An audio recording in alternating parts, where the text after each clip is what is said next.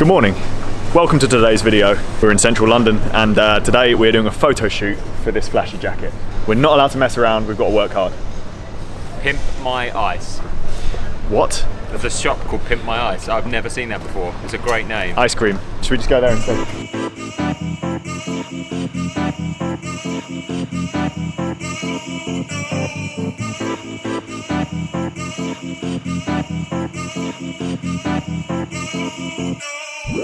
Make a good bow, wouldn't it? Bow. Bow? Bowbeacon. Like against the wall beacon. Oh, bar. Oh. I realise we've never actually shown off Chris's road bike. I know he has about 10 road bikes, but this one is particularly special and had a previous owner who was a bit faster than, well, all of us. All right, I won't keep you waiting any longer. Here is Chris's fairly special bike. Are you ready? There's a good noise there, wouldn't it? I don't think anyone would have heard that. Do it again. This is a Dimension Data for Quebecer team bike. So this used to belong to Edvald Boasson-Hagen. It was his training bike, Cervelo S5. Scrap the fact it used to be Edvald Boasson-Hagen's bike. It used to be Matt Faulkner's bike. I've changed a few bits of it to fit me correctly, but ironically, Edvald and myself are pretty much the same fit. Slightly different saddle height. Standard setup of the bike was Shimano Dura-Ace Di2, MV bars, MV stem, MV wheels that I do not own because I'm not minted, as some people might not believe. And so I put on myself a set of Parkour's wheels. I'm running a 50mm on the front and 80mm on the rear, which just looks amazing on an aero road bike. And then obviously put an info crank on this guy as well, Kogel jockey wheels. The bike itself does actually have like ceramic speed in it because they were a sponsor of Dimension Data, and it rides like an absolute beast. Do you think it is any different from a standard Cervelo S5 that you'd buy normally? It is different from a standard Cervelo S5. So they do some sneaky stuff with the carbon layup and all sorts. They right? do sneaky stuff with the carbon layups of team bikes. Cervelo have got a reputation for it. If you look into that side of the pro cycling, so for example, Mark Cavendish, Dimension Data S5 that he's been racing on the last 2 seasons has a very, very special paint job done by McLaren. How that's done is the paint is ridiculously light and ridiculously slippery. What they do for the team bikes is the same for Dimension Data, it's the same for working with the GB track team, is they have a special custom carbon layup which makes them lighter, stiffer, freaking quick. Deep wheels, not the lightest saddle in the world, and an info crank, yeah, which isn't the lightest crankset in the world. True. This is still lighter than my bike. There was like a couple of bits that were quite interesting on the bike when I got it. So I bought it off Matt without wheels basically, and it had a rotor crank on it. The crank arm lengths were 175 on one side and 172.5 on the other side. Edvald has like a leg length discrepancy on something weird. Yeah. And the thing is with Edvald is like, the reason why I wanted this is like, he's one of my favourite cyclists because he's like such an all-rounder. Like sprint, breakaway, climbs.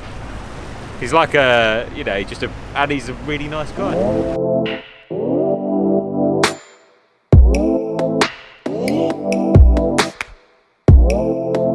When I studied architecture, we've done a few things where I've talked about me when I used to work in architecture, haven't we, recently? Back when you were clever. This was one of the places that I raved about and always said, if I could live somewhere in London, this would be it. This is like built post Second World War to be a council estate to effectively provide loads of housing in London, in central London. We are like in Farringdon, the city, like the banking side of London and the city. That direction would have been more traditionally classed as the poor part of London. Why it's interesting is this now is pretty much privately owned. The location became really desirable. East London became quite cool. All the artists and creatives moved there because it was cheap. Cotton production, clothing side of London, food industry where all the food imports would come into London, but the creatives moved there because it's so much cheaper than anywhere else in London. Because it's right next to the banking side of London, all the bankers and the sort of people with money, lawyers, etc. used to go out in East London because they thought it was cool. That started to force the prices up, and then places like this became privately owned. We can't afford it. And no one can afford to live in it. And that's kind of how London's changed in the last 50 years. It's meant that the creative people are pushed further and further out of London. That's why you see now places like Walthamstow being called London when it really is Essex. A lot of friends of mine now live in Walthamstow because you can't really afford much more of a large place in central. Banksy. There's one there, and there's one over there. So we know they're Banksy's because he confirmed it on his social media. That's how you know when it is a Banksy, and it was done last year at the same time as an exhibition. There's no graffiti around here, so for there to be a piece of Banksy graffiti here was kind of a bit ironic. And the fact that they've been kept and protected is actually quite nice. It's funny how they protect him now, isn't it? They protect Banksy's, and he's pretty much the only artist.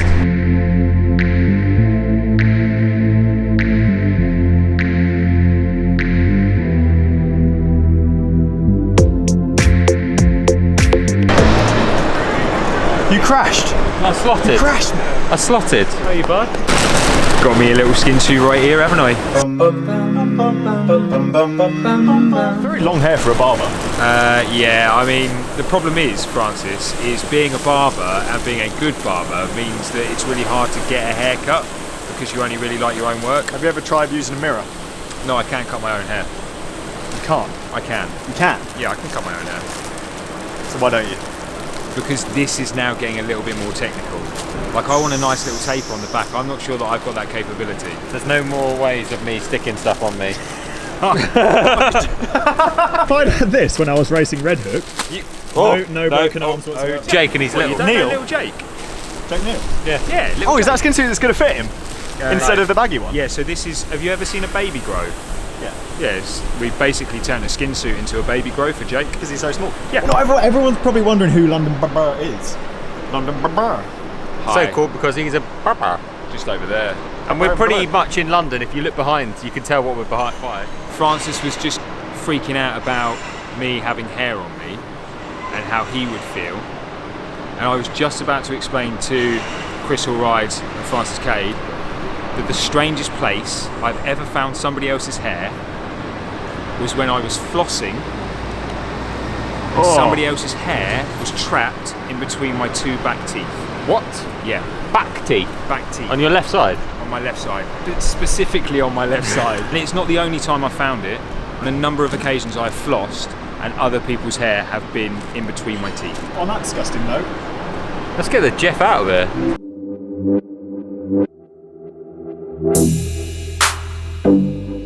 right, just a couple more locations and I think we're done for the day. London is always a great place to shoot. So much variation. Right, just a few sweet spot efforts to finish off the ride home and then I'm getting down to some editing. Boring.